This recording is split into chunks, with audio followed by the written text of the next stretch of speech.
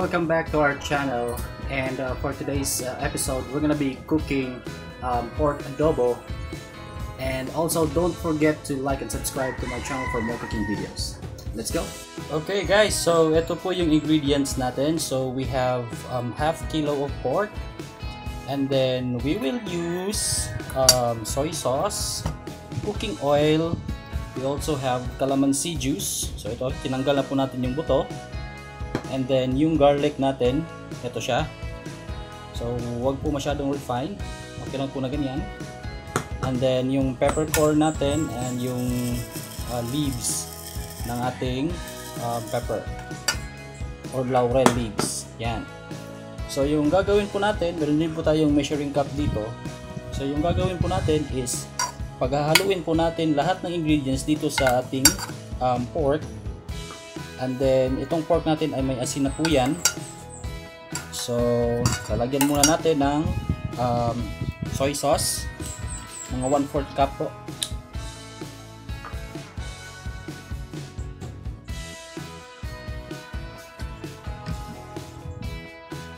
Ayan. Soy sauce natin. And then sunod na po natin yung bawang.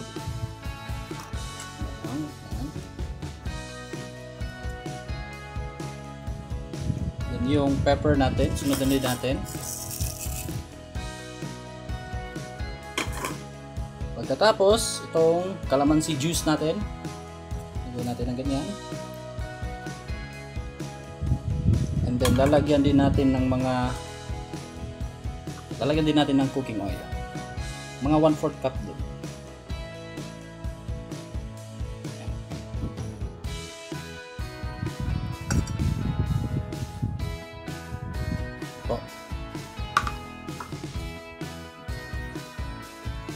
Siya. Pagkatapos haluin po natin yung mixture natin. Halo po natin ng ganyan.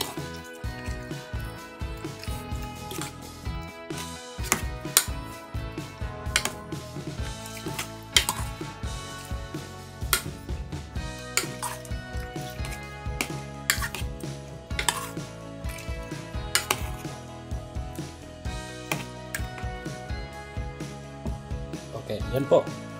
So, pagkatapos po nating haluin, tatakpan muna natin to.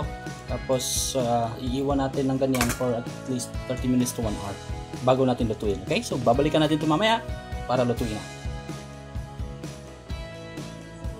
Okay, ayan po guys. Nilagay na po natin yung pork mixture natin para sa ating pork adobo. So, naka-medium heat po yan. Tapos, hintayin lang po natin na kumulo yan, and then hanggang sa matuyo yung sabaw niya. So babalikan natin yan mamaya para pagpatuloy natin. So ayan po guys, kumulo na po siya. So yung gagawin natin dito is hahaluin lang muna natin ito saglit. Ayan.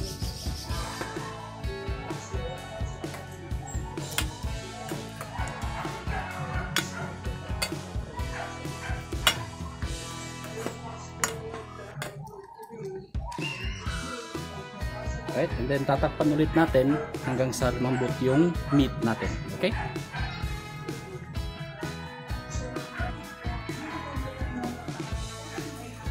Okay, ayan po. Malapit na pong matuyo yung sabaw niya. So nagsisimula na po siyang mag-sizzle. So titingnan po muna natin yung karne natin at malambot na ba. So at this point medyo matigas pa siya. So lutuin pa natin to further hanggang sa yung taba at saka yung karne lumambot. Yun na po yung final product natin. Hanggang sa matuyo po to, hanggang sa mag-sizzle siya sa sarili niyang mantika. Tapos lulutuin lang po natin siya tuloy-tuloy hanggang sa maluto siya sa sarili niyang mantika. Okay? So babalikan po natin ito mamaya-maya. At this point, hayaan muna natin itong mag-cook further.